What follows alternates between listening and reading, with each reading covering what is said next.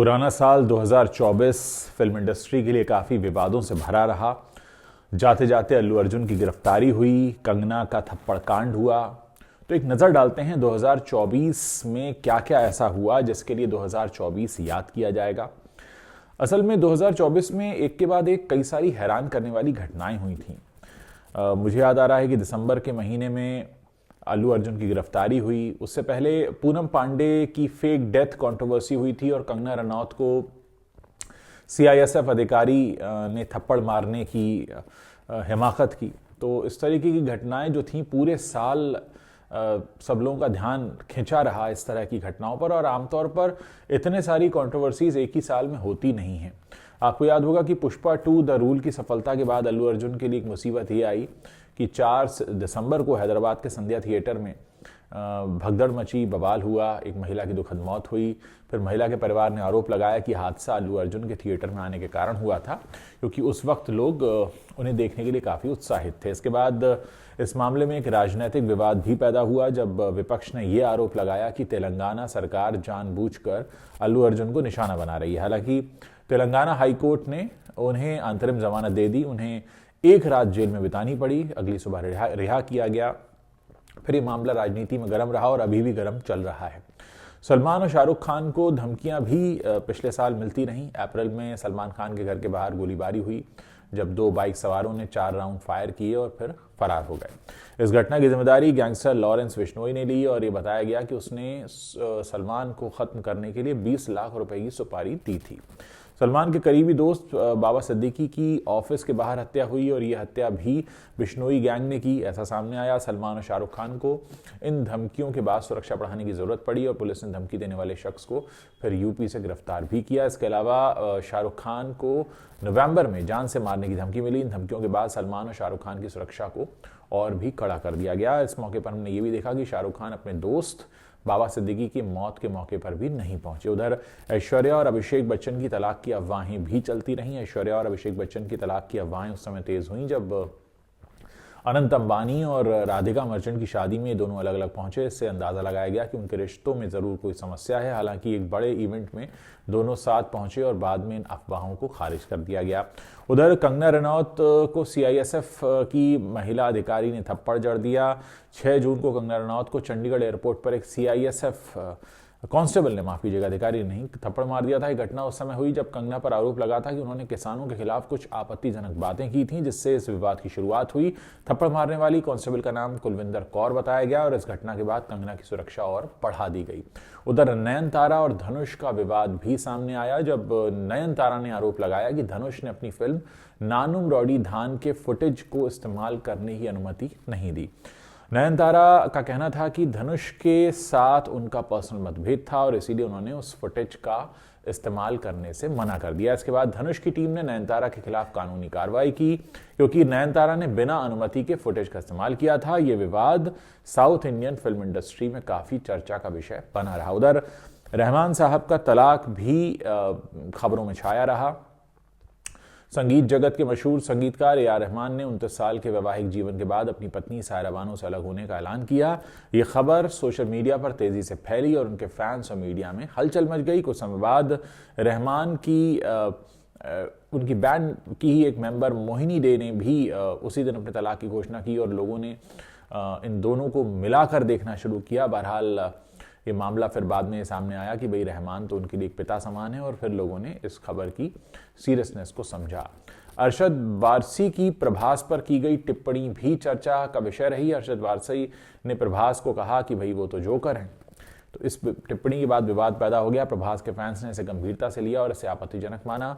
South Indian film industry के fans ने social media पर इसका विरोध किया। हालांकि वारसी ने बाद में स्पष्ट किया कि उनका इशारा प्रभास के किरदार की ओर था, न कि प्रभास के व्यक्तिगत रूप से उन्होंने ये कमेंट नहीं किया था, उस किरदार पर कमेंट किया था। बहरहाल ये भी एक विवाद का कारण बनती रही। उधर आलिया भट्ट की फिल्म जिगरा पर भी आरोप लगा। आलिया भट्ट की फिल्म जिगरा पर आरोप ये लगा कि ये दिव्या खोसला की फिल्म सावी की नकल है। दिव्या ने आरोप लगाया कि फिल्म के बॉक्स ऑफिस आंकड़े बढ़ाने के लिए कॉर्पोरेट बुकिंग का इस्तेमाल किया गया। इसके अलावा वसंत बाला ने कहा कि आलिया को बिना उनकी सलाह के कास्ट किया गया था, जिससे एक बार फिर से नेपोटिज्म के आरोप लगने लगे। फिल्म की बॉक्स ऑफिस पर असफलता के बाद दिव्या ने इंस्टाग्राम पर खाली थिएटर्स की तस्वीरें शेयर की और आलिया पर झूठी सफलता का दावा करने का आरोप भी लगाया। फरवरी 2024 जब ये पिछला साल शुरू हुआ था, उस वक्त इंटरनेट सेलिब्रिटी पूनम पांडे की मौत की खबर भी आई, जिसमें कहा गया कि वो सर्वाइकल कैंसर से अब इस दुनिया में नहीं रही हैं। फिर उनके सोशल मीडिया मैनेजर ने भी इस खबर की पुष्टि की। कुछ दिन बाद ये खुलासा हुआ कि ये सिर्फ एक मार्केटिंग ट्रिक थी, जिसका मकसद सर्वाइकल कैंसर के बारे में जागरूकता फैलाना था। हालांकि कुछ लोगों ने इस इरादे को सराहा, लेकिन इस तरीके को ये जो तरीका उन्होंने अपनाया, इसको लेकर काफी आलोचना हुई। उधर विक्रांत मैसी की रिटायरमेंट पोस्ट भी चर्चा में रही। उन्होंने एक घोषणा ये कर दी कि वो अपने ऑडियंस से आखिरी बार मिलेंगे 2025 में, और इस पोस्ट से उनकी रिटायरमेंट की अफवाहें उड़ने लगी। हालांकि बाद में विक्रांत ने इंटरव्यू में साफ कर दिया कि उनकी बात को गलत समझा गया था। उन्होंने कहा था कि वो सिर्फ एक्टिंग से कुछ समय का ब्रेक ले रहे हैं और उनका रिटायर होने का फिलहाल कोई इरादा नहीं है। उधर मलयालम सिनेमा में हेमा समिति की रिपोर्ट भी चर्चा का विषय बनी रही। मलयालम सिनेमा की हेमा समिति रिपोर्ट ने महिलाओं के उत्पीड़न और असमानता के मुद्दों को उजागर किया। रिपोर्ट में बताया गया कि इंडस्ट्री में महिलाओं के लिए काम करना बहुत कठिन है और इसमें सुधार की जरूरत है। इस रिपोर्ट ने भेदभाव और दुर्व्यवहार की कड़वी सच्चाई सामने रखी, जिससे इंडस्ट्री में बदलाव की आवश्यकता महसूस हुई। इस रिपोर्ट के बाद सिनेमा इंडस्ट्री में गहरी बहस भी शुरू हुई। इस बीच हमें बहुत से लोग भी छोड़कर गए।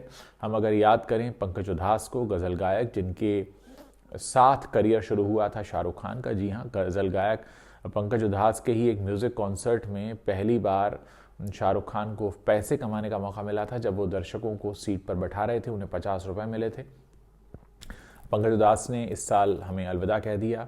श्याम बेनेगल साहब, जो कि इंडस्ट्री के एक बहुत जाने माने एक अलग तरह के फिल्मकार थे, उन्होंने इस इंडस्ट्री को अलविदा कह दिया। और मैं समझता हूँ कि इस बार कुछ ऐसा हुआ इंडस्ट्री में कि जाकिर हुसैन साहब की भी खबर आई दिसंबर के जाते जाते, जो मशहूर तबला वादक थे, वो नहीं रहे। तो ये साल कई सारी वजहों से याद किया जाएगा। बहुत बड़ी हस्तियां हमें छोड़कर गईं और आमतौर पर पूरे साल कोई ना कोई विवाद ज़रूर आता रहा, जैसे विवाद पहले नहीं आए। जैसे कंगना रनौत को थप्पड़ मारने की जो घटना थी वो बहुत अजीब थी। अल्लू अर्जुन की गिरफ्तारी की जो घटना थी भगदड़ मचने के बाद, उनके एक फ़ैन की मौत के बाद, वो बहुत अजीब थी। और कुल मिलाकर 2024 को अगर हम ये कहें कि कंट्रोवर्सी वाला साल रहा तो कोई गलत नहीं होगा। उम्मीद है कि ये जो नया साल आया है 2025, इसमें ऐसी कोई कंट्रोवर्सीज़ नहीं होंगी। हालांकि इस साल की शुरुआत होते होते एक स्टेटमेंट ये आ गया है अनुराग कश्यप का कि वो फिल्म इंडस्ट्री यानी बॉलीवुड को छोड़कर साउथ जा रहे हैं, क्योंकि उन्हें लगता है कि साउथ ज़्यादा पैशनेटली फिल्में बनाता है, जबकि बॉलीवुड में सब छपाई चल रही है। तो उम्मीद है कि आने वाला साल जो है बॉलीवुड के लिए कुछ अच्छी खबरें लेकर आए। ये हम सभी जानते हैं कि जिस वक्त हम नए साल में प्रवेश कर रहे हैं, बॉलीवुड में कोई ख़ास संभावनाएं लोगों को दिख नहीं रही हैं। और अनुराग कश्यप का ये कहना कि वो बॉलीवुड छोड़कर जा रहे हैं, हो सकता है बहुत सारे लोगों के उन फैसलों पर प्रभाव डाले जो बहुत समय से सोच रहे थे कि हम साउथ जाकर काम करते हैं या बॉलीवुड से कन्नी काटते हैं। इस बीच प्रधानमंत्री मोदी का भी स्टेटमेंट आया है कि वो वेव्स शुरू कर रहे हैं, जिससे कि हिंदुस्तान की जो एंटरटेनमेंट इंडस्ट्री उसको बढ़ावा मिले। तो कुल मिलाकर देखना है कि काफ़ी मिलीजुली संभावनाएं दिख रही हैं। उम्मीद है कि पॉजिटिविटी की तरफ जाए। और दोस्तों, आप लोग इस पूरे मामले पर अपनी क्या राय रखते हैं वो ज़रूर मेरे इस वीडियो के नीचे कमेंट सेक्शन में लिखकर बताइएगा। और आप ये भी बताइएगा कि आप इस साल किन चीज़ों का इंतज़ार कर रहे हैं जो 2025 में बॉलीवुड में होने जा रही हैं।